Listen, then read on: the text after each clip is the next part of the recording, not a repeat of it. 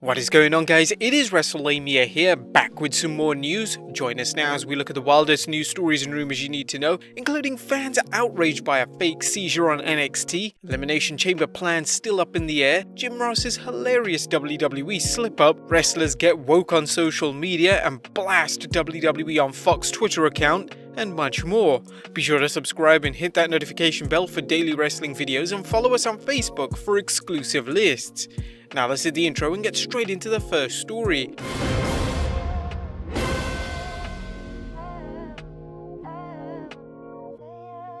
Now our first story looks at fans being outraged by a fake seizure on NXT. Now it's time for Vince McMahon to raise the moat at Titan Tower, as wrestling fans are getting their torches and preparing to storm Titan Tower as a result of the beatdown angle on last night's NXT when Adam Cole laid out Kyle O'Reilly, resulting in the Undisputed Era member suffering what some fans thought was a legitimate seizure. In case you missed it, and judging by NXT's ratings, a lot of you probably did, Adam Cole attacked Finn Balor and Kyle O'Reilly during NXT's main event six-man tag between the team of Balor, O'Reilly and Roderick Strong and the team of Pete Dunne, Oney Lorcan and Danny Burch. Cole attacked his former Undisputed Era brother O'Reilly, delivering a brutal brainbuster on the steel steps. Cole did a stretcher job, but did it so convincingly that some fans were worried about his well-being. Even former WWE announcer Renee Young tweeted about the kayfabe injury. "I hope Kyle O'Reilly is okay." Kyle O'Reilly suffers from type 1 diabetes, and some fans thought he suffered an actual seizure. Looking at O'Reilly's reaction, it's more than a stretch to say he sold his beating as if he had suffered a seizure. In an exclusive report, Wrestling Inc.'s Raj Giri provided an update on what happened backstage. "I first heard that O'Reilly was with Cole backstage and he was responsive after the incident. I was then able to confirm that they were just selling the closing angle on the show and that the incident was a work.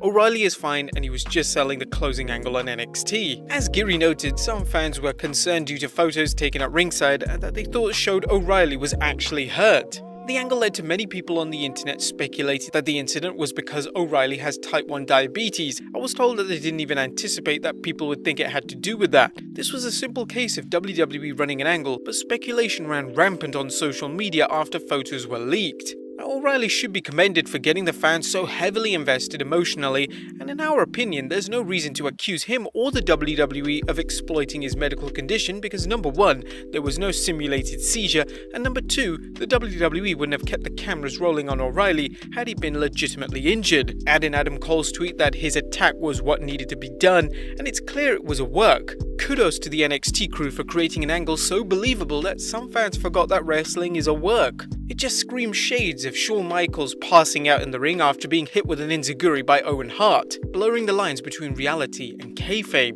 If you guys saw this angle, what did you think of O'Reilly selling his beating? Do you think some fans overreacted to what happened? I certainly think so. Next up, Elimination Chamber still being planned. The 2021 Elimination Chamber pay-per-view is this Sunday, but in typical fashion, they're still working on the show.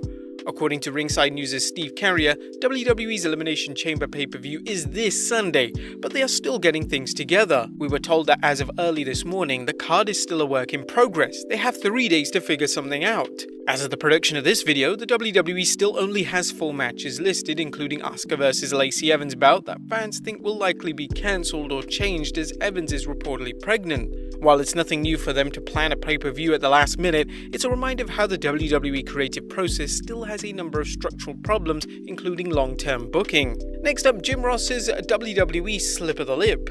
Ross's slip of the lip on last night's Dynamite had fans and wrestlers alike laughing at Ross referring to AEW World Champion Kenny Omega as WWE Champion. Current champion Drew McIntyre tweeted a picture of himself with the caption, "The WWE World Champion Drew McIntyre is not impressed or amused." Ross acknowledged the mistake, tweeting, "Yep, heated the battle. Live TV, my bad." AEW has been around for 2 years, but the WWE still remains the wrestling product for much of the mainstream. That's why news outlets still refer to any wrestling as WWE, even if it's another promotion they're talking about. In Ross's case, however, it's understandable as it happened on live television and he worked in the WWE for nearly 3 decades. Regardless, you can expect WWE fans to have fun with his slip of the lip as they claim even AEW announcers think of the WWE as the big dog in the industry. You may recall that Chris Jericho referred to Eric Redbeard as Eric Rowan, his WWE name, when he showed up to honor the late great Mr. Brody Lee during an episode of Dynamite. Next up, Konnan hospitalized with kidney issues.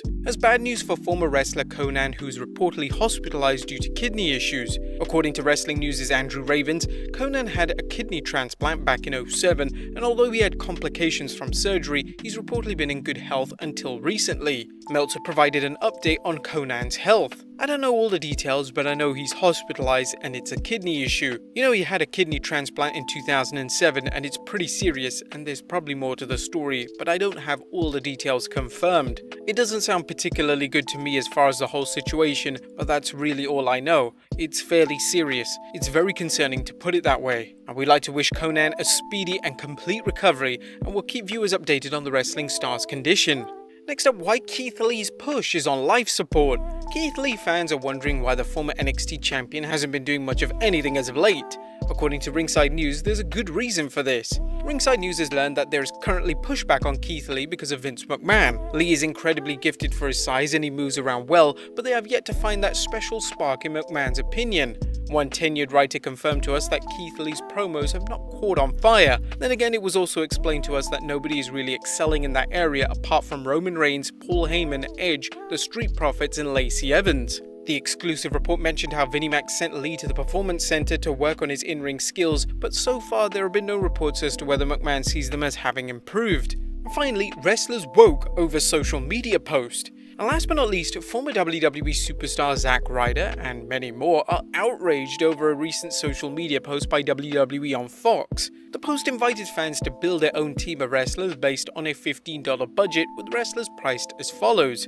In the $5 category, Banks, Becky Lynch, Charlotte Flair and Bayley. In the $4 category, Asuka, Io Shirai, Kaylee Ray, Bianca Belair. $3, Rhea Ripley, Nia Jax, Shayna Baszler and Alexa Bliss. $2, Naomi, Lana, Dakota Kai, Raquel Gonzalez. And the lowest tier $1, Liv Morgan, Ruby Riott, Natalya, Peyton Royce. Matt Cardona was just one of several wrestlers who were upset with the post, feeling it devalued wrestlers' worth, and he tweeted, "What an asshole thing to tweet." Natalya seemed particularly upset by this meme, tweeting a passionate message saying, "I've struggled for years to figure out exactly what my worth is, but I won't allow anyone to pick that number for me. As hurtful as seeing this is, I want it to be known that if I ever find myself under all of these wonderful women, it's because I'm a pillar and a foundation of what we're doing. So please keep the $1, because anyone who knows anything knows how priceless I am." Alexa Bliss showed her support for the women's roster, tweeting, "Yeah, I'm not a big fan of this tier thing either." Shelton Benjamin expressed his dissatisfaction as well, tweeting, "WWE on Fox, you should have raised this insulting post and apologized to every woman on the roster."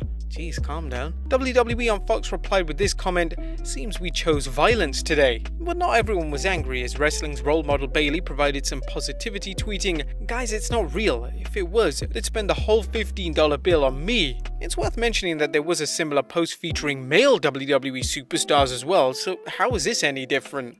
Frankly, I'm just a little bit upset that Nia Jax is in the $3 range. Shouldn't she be in the $1 tier? Well, whatever the case, WWE on Fox removed the tweet, caving into the outcry. Now, at the risk of sounding smarky, is Matt Cardona upset that WWE on Fox put a price on wrestlers based on their push, or is he upset that his main squeeze, Chelsea Green, wasn't mentioned on the list? What do you guys think about this meme, as well as the outrage surrounding it? Let us know in the comments down below, and I'll see you next time with some more wrestling content.